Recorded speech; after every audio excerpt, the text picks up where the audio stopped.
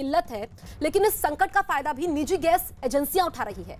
जयपुर में एक oxygen supplier ने फोन पर ऑक्सीजन सिलेंडर के 15,000 मांगे, लेकिन जब न्यूज 18 इंडिया की टीम पहुंची गैस सप्लायर के गोदाम पर तो ऑक्सीजन सिलेंडर की कमी नहीं थी, लेकिन खरीदने वाले नहीं मिले। जब पूछा गैस का सिलेंडर किस कीमत पर मिलेगा तो हमें सुपरवाइजर ने मालिक का फोन थमाया। ये वही दिनेश मालिक थे जिससे कुछ देर पहले कहा था कि गैस नहीं है। तो किस तरीके से कालाबाजारी हो रही है और सांसों की कीमत लगाई जा रही है, ये राजस्थान से पता चलता है। तो लगातार ऑक्सीजन की कालाबाजारी का मामला सामने आ रहा है और राजस्थान में तो किल्लत नहीं थी ऑक्सीजन की, लेकिन फिर भी दोगुने पैसे मांगे जा रहे हैं और लोग अपनों के खातिर पैसे देने को राजी भी हैं। लेकिन जिस तरीके से न्यूज 18 इंडिया के हाथ सबूत लगा है कि कैसे ऑक्सीजन सिलेंडर खरीदने पर दोगुने पैसे मांगे गए और उसके बाद भी वहां पर ऑक्सीजन की कमी नहीं थी, लेकिन फिर भी ज्यादा पैसे मांगे जा रहे थे। तो ऑक्सीजन की कालाबाजारी के मामले में राज्य के परिवहन मंत्री ने साफ कर दिया कि ऐसे लोगों को बख्शा नहीं जाएगा।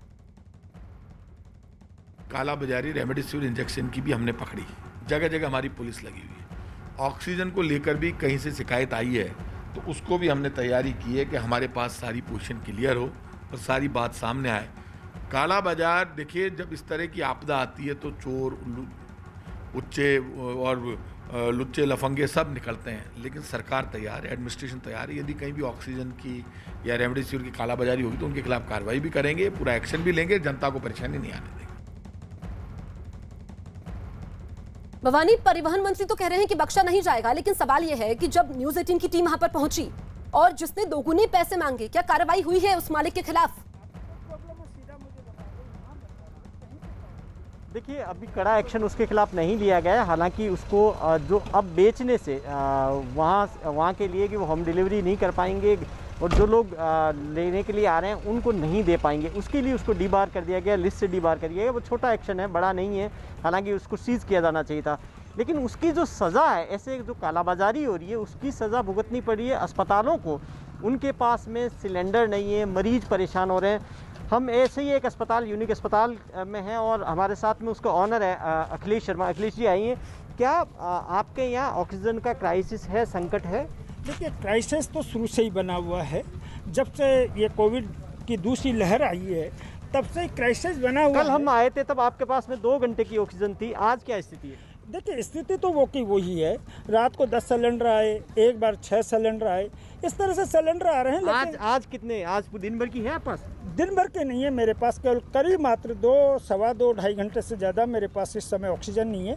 सरकार का आश्वासन मिल रहा है, लेकिन अभी सिलेंडर की उपलब्धता पूर्ण रूपेण नहीं है। क्या करेंगे अगर आप करेंगे 2, सवा 2 घंटे की है, फिर बाद में कहाँ से लाएंगे? देखिए, हम भाग दौड़ कर रहे हैं, हमारा जो मैनेजमेंट है वो भाग दौड़ कर रहे हैं। हमारे डॉक्टर पूरी रात जग करके अपनी सेवाएं दे रहे हैं। लोग अलग प्लांटों में जा रहे हैं, वहाँ से सिलेंडर के हाथ जोड़ रहे हैं, भीख मांग रहे हैं। लेकिन ईश्वर की कृपा से अब तक मैं ये कहूँगा कि हमारी ट्रेजरी नहीं हुई। ये सब आप ट्रेजरी नहीं हुई, ठीक है, ये तो अच्छी बात है। आप बताएं कि एक तरफ कालाबाजारी हो रही है, हमने कुछ एजेंसीज थी जो स्टॉक कर रही है, कालाबाजारी कर रही है, तो क्या ये इस वजह से ज़्यादा परेशानी होगी? देखिए, कालाबाजारी के कारण ही परेशानी है। सरकार अगर अपने अधिकारियों को जहां ऑफिस में बैठा रखा, अगर उनको प्लांटों में बैठा दिया जाए और वहां पर अगर जो बांटने का जो प्रोग्राम है कि किस अस्पताल में कितने मरीज हैं, यही सबसे बड़ी बात है। सरकार को मॉनिटरिंग बढ़ानी होगी, तभी कालाबाजारी रुकेगी, और कालाबाजारी रुकेगी तो बिल्कुल सरकार को कदम उठाने होंगे। भवानी, मनोज के पास चलते हैं। मनोज, भोपाल में क्या स्थिति है? जो भवानी कह रहे हैं कि सरकार की मॉनिटरिंग, सवाल यह है कि एक सरकार के सामने एक साथ 2 मुसीबत है, एक तो कालाबाजारी और दूसरी उपलब्धता। जसप्रीत, उपलब्ध नहीं है।